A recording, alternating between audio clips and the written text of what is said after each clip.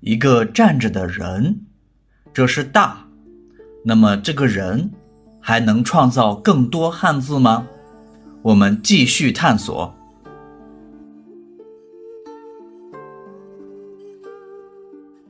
立，我们已经知道，大是一个站着的大人，在大下面加一横，就是立。立的写法是点、横、点、撇、横。立是一个指示字，汉字中常用一横表示地面。立就是指人站立的姿势和站立的地方。组词：站立、起立。立还引申为一个组织或国家的建立或成立。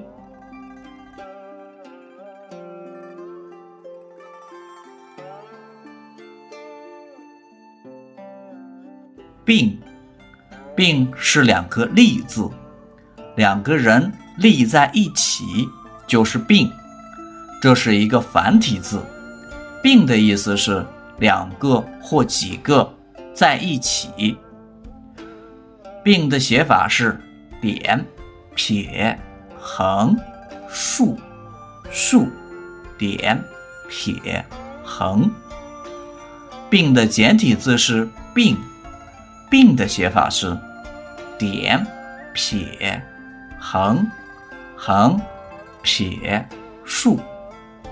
组词：并立、并列、并且。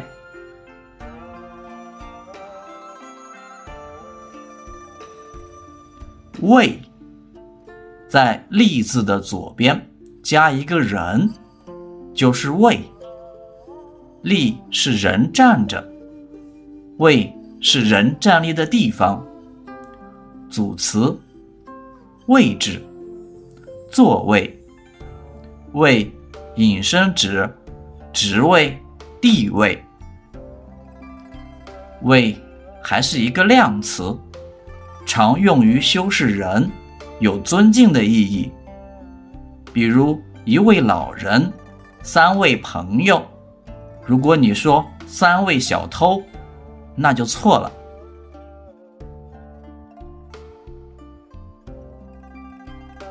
交，从古文字看，交字像人两腿交叉的样子。交的写法是点、横、撇、点、撇、捺。交字本意就是两腿交叉，泛指各种各样的交叉，例如交叉路口、交通、交错。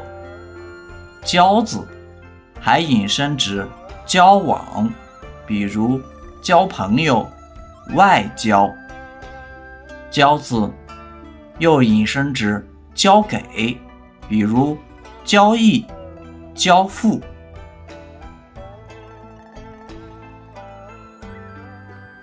文，文也是一个人，但是它突出身上的纹身图案，所以文的本意是纹身，也就是身上的图画。纹代表的图案常常包含交错的线条。文的写法是点、横、撇、捺。文有很多引申意义，比如文字、中文、英文、文章、文化、文明。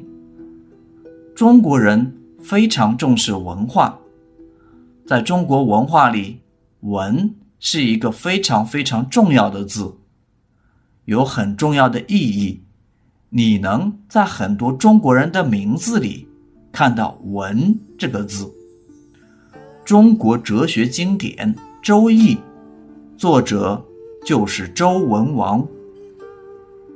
中国古代把国家治理得很好的皇帝称作文帝。比如汉文帝刘恒、魏文帝曹丕、隋文帝杨坚、唐文帝李世民。当然，李世民也被称作唐太宗。